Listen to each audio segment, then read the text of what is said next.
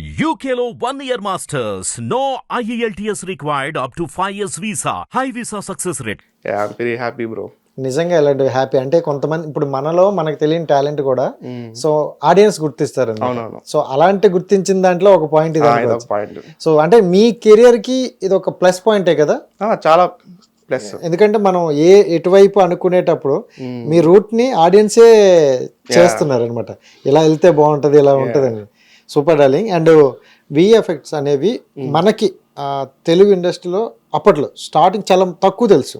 అవును. సో అంటే ఇదంతా ఇలా చేస్తారట అనేది తప్ప, సో గ్రీన్ మ్యాట్ ఉంటుంది, దాన్ని ఇలా కట్ చేస్తే ఈ వెర్షన్ లో బొమ్మ వస్తుంది అని చాలా మందికి తెలియదు.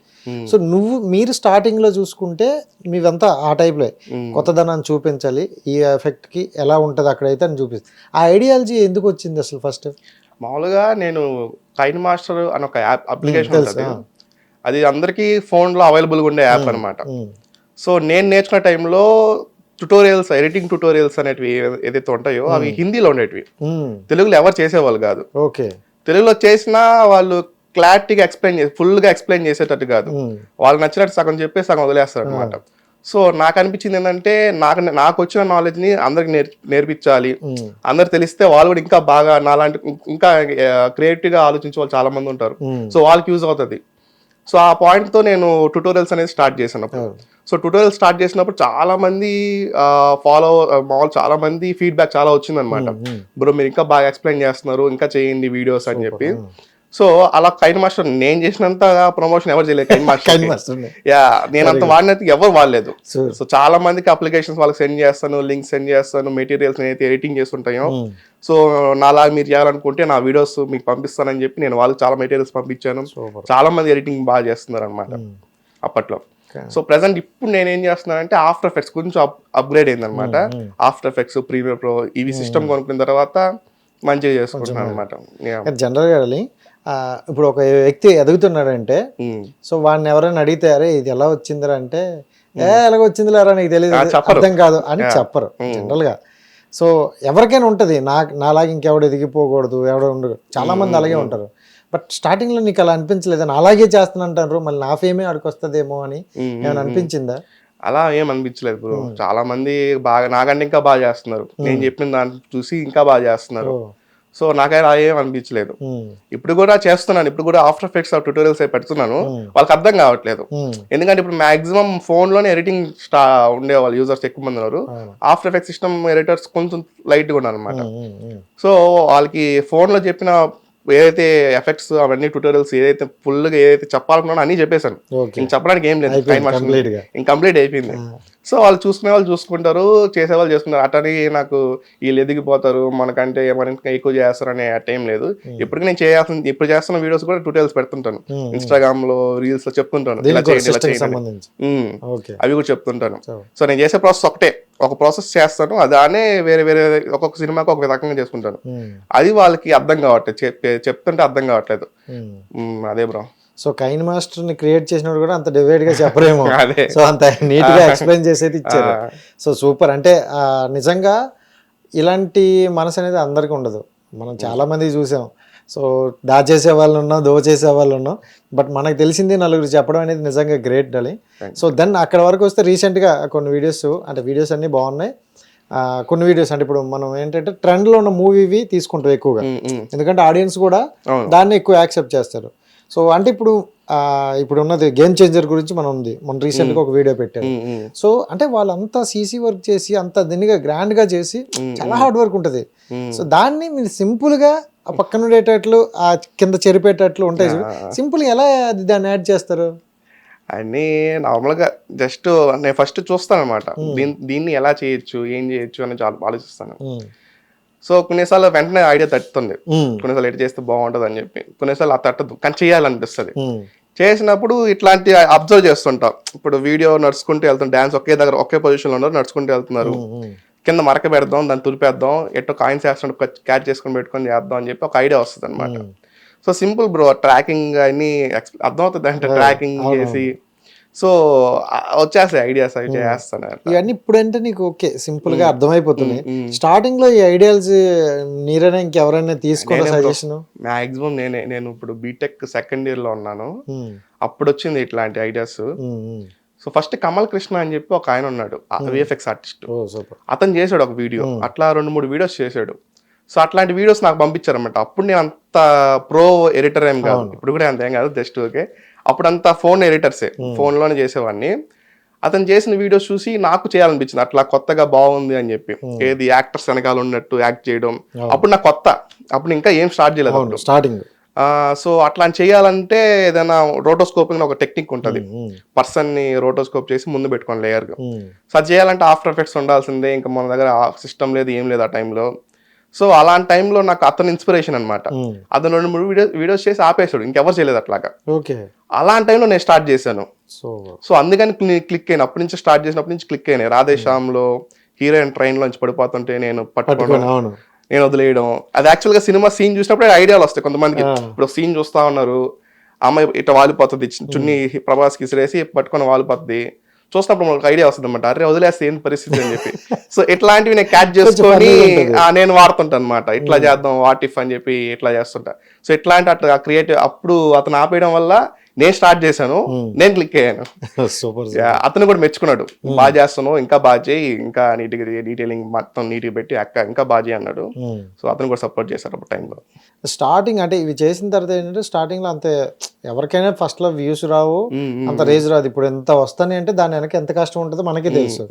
సో స్టార్టింగ్ లో చేసినప్పుడు ఎందుకులే పెద్దగా వెళ్ళట్లేదు కదా, దీని హార్డ్ వర్క్ తెలుసు. ఎందుకంటే 4-5 hours మీరు అలా దాని మీద ఉండిపోవాలి. సో దాని హార్డ్ వర్క్ మనకు తెలుసు కాబట్టి. సో ఎందుకులే ఇది వర్కౌట్ అవ్వదేమో అని అనిపించింది ఎక్కడైనా? వర్కౌట్ అదంటే కొన్ని స్టార్టింగ్ పెట్టినప్పుడే వర్కౌట్ అయిపోయినాయి. అది నాకు లెక్క ఏమో తెలియదు కానీ అప్పుడు అందరికి కొత్తగా అనిపించింది అది. ఇప్పుడు నార్మల్ ట్రోల్స్ మీమ్స్ అంటే ఫోటో పెట్టి మేనేజ్ చేస్తున్నారు, నేనేంది సినిమాలో ఉన్నట్టు యాక్ట్ చేస్తున్నా కాబట్టి అందరికి కొత్తగా ఉన్నది. కొత్తగా ఉన్నసరికి అది బాగా క్లిక్ అయింది, బాగా మీమ్స్ లో కానీ బాగా వైరల్ చేశారు. సో వర్కౌట్ అవుతుందని చెప్పి నాకు స్టార్టింగ్ చేసిన వీడియోస్కే ఓకే మనం చేయగలుగుతాం, ఇది మంచిగా ఉంటుంది, కంటెంట్ బాగుంటుంది, ఎవరు చేయలేదు ఇప్పుడు మనం చేస్తే ఇంకా బాగా సక్సెస్ అవుతాం అని చెప్పి అప్పుడు నుంచి స్టార్ట్ చేశాను. వరుసగా డైలీ పెట్టుకుంటూ వచ్చాను వీడియోస్, అన్ని మిలియన్స్ బాగా వచ్చాయి అనమాట.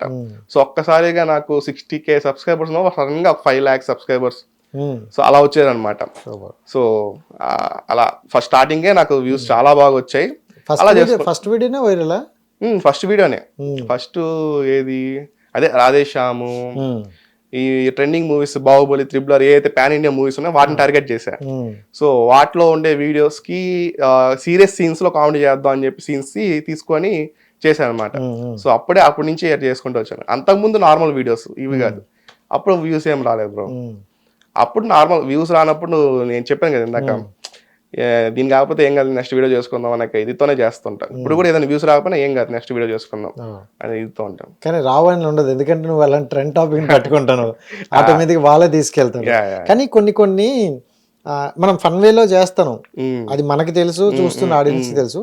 బట్ కొంతమంది ఫ్యాన్ బేస్ ఉంటారు అనమాట, సరే కించపరుస్తున్నారు అన్నట్లు, లేకపోతే కొంచెం డిఫరెంట్ గా మాట్లాడుతున్నారు. సో అలాంటివి ఏమైనా వచ్చాయా ఫేస్ చేసాయి? నేను సెకండ్ ఛానల్ పెట్టింది ఓన్లీ షార్ట్స్ కోసం. సో షార్ట్స్ పెట్టడం వల్ల ఇంకా రీచ్ కొత్త వేరే వాళ్ళకి బాగా రీచ్ అవుతాయి అనమాట. లాంగ్ వీడియోస్ కంటే షార్ట్స్ పెట్టే వాళ్ళకి పచ్చి బూతులు తెస్తారు కామెంట్స్ లో, అట్లా చాలా వచ్చాయి నాకు. మా హీరో జోలికి రావద్దు కామెంట్, వేరే హీరో, నేను ఏ హీరో మీద చేసినా అదే అంటారు కామెంట్. అల్లు మీద చేసినా చేస్తారు, ప్రభాస్ మీద చేసినా అది చేస్తారు. కానీ నేను పట్టించుకో, నేను అవాయిడ్ చేస్తాను అంతే. జస్ట్ ఫన్ కోసం చేసా, జనాలకు తెలుసు అది ఫన్ కోసమే చేస్తున్నా, ఎవరిని ఇది వాళ్ళకి కించపరచాలని కాదు, ఇంకేమని కాదు. ఫన్ కోసం చేసా, నవ్వండి, నచ్చకపోతే వదిలేయండి అనే ఇదితోనే నేను అవాయిడ్ చేస్తాను తప్ప పట్టించుకోలేదు. కానీ స్టార్టింగ్ కాదు, ఒక మధ్యలో ఒక స్టార్ట్ చేసిన ఒక 2-3 months తర్వాత కొంచెం బాగా ఫేమ్ వచ్చిందనే టైంలో ఇలాంటి కామెంట్స్ వచ్చాయన్నమాట, బ్యాడ్ కామెంట్స్. సో అలాంటివన్నీ రిమూవ్ చేస్తుంటా, పట్టించుకొని అవాయిడ్ చేస్తుంటా, వాళ్ళకి అమ్మైపోతారు. అంటే జనరల్ గా నీ టాపిక్ అర్థం కాక, లేకపోతే వాళ్ళ మీద పిచ్చి ప్రేమ వల్ల? అదే రెండో ఎండొచ్చు, అర్థం కాకుండా అర్థం ఎంతది, కానీ వాళ్ళ హీరో మీద ఈ విధంగా నెగిటివ్ అయిపోతాడు, ఇతనేంది మా హీరోని ట్రోల్ చేస్తున్నాడు అనే ఇదితో బ్యాడ్ కామెంట్ చేస్తాడు. కానీ అంత సీరియస్ అవ్వలేదు, ఏది ఒక మ్యాటర్ కూడా సీరియస్ అవ్వలేదు. బట్ అంటే నీ వీడియోలు చూసిన వాళ్ళు నవ్వుకుంటారు కాసేపు, ఫ్యామిలీ అంతా హ్యాపీగా నవ్వుకునే వీడియోస్ అనమాట. బా ఏం చేశాడా కాసేపు, అంటే ఇప్పుడు మనం ఉన్నది ఎక్కువ షార్ట్స్ కాలంలోనే ఉన్నాం, ఫుల్ వీడియోకి ఎక్కువ లేదు, షార్ట్సే చూస్తాం. అవును. సో ఖాళీ దొరికినప్పుడల్లా రీల్స్ ఆ షార్ట్స్ చూస్తాం. అలాంటప్పుడు కొంచెం ఫన్ వేలో అనిపించింది అనమాట మీది, చాలా క్యూట్ గా ఉన్నాయి. అండ్ ఇంకోటి ఏంటంటే జనరల్ గా ఫ్యామిలీ వరకు వస్తే, సో కొంచెం పర్సనల్ అయిపోయింది. బీటెక్ చేసావు, సూపర్. ప్రతి ఒక్కరు ఏమనుకుంటారంటే మంచిగా చదువుకోవాలి, ఉద్యోగం చేయాలి, మన సైడ్ ఎక్కువ ఉద్యోగం అంటారు. సో మీ ఫ్యామిలీ కూడా మీ మదర్ గారు చాలా సపోర్ట్, అంటే జాబ్ చెయ్యు లేకపోతే గవర్నమెంట్ జాబ్ చేయ అలాంటివి ఉన్నాయా? ఉన్నాయి, స్టార్టింగ్ ఉండింది. బీటెక్ చదువుతున్న టైంలోనే నువ్వు వీడియోస్ అప్పుడు ఆ టైంలో నేను వీడియోస్ చేసేవాడిని, యూట్యూబ్ వీడియోస్. సో తిట్టేది అప్పుడప్పుడు నన్నమ్మ, ఎందుకురా వీడియోస్ ఏం వస్తుంది దానివల్ల, ఏమైనా ఫుడ్ వస్తుంది ఏమైనా వస్తుంది అని తిడుతుంటుంది నన్ను. అప్పటికి నాకు యూట్యూబ్ లో నుంచి మనీ రాలేదు, ఏం రాలేదు. సో తిడుతున్నా పట్టించుకున్నాను కాదు. ఒక టైంలో బీటెక్ కంప్లీట్ అయిపోయింది. బీటెక్ కంప్లీట్ అయ్యే టైం, ఆ ఇయర్ 4th ఇయర్ అయితే, ఫైనల్ ఇయర్ అయితే ఉందో, ఆ టైంలో రీచ్ వచ్చింది బాగా నాకు. యూట్యూబ్ లో కొంచెం వైరల్ అవ్వడం, వీడియోస్ ట్రెండ్ అవ్వడం, సో నేను ఎక్కువ మంది తెలవడం స్టార్ట్ అయింది. సో అప్పటి వరకు మా అమ్మ చదువు, నెక్స్ట్ జాబ్ చేయాలి అనే ఇదితోనే ఉన్నింది.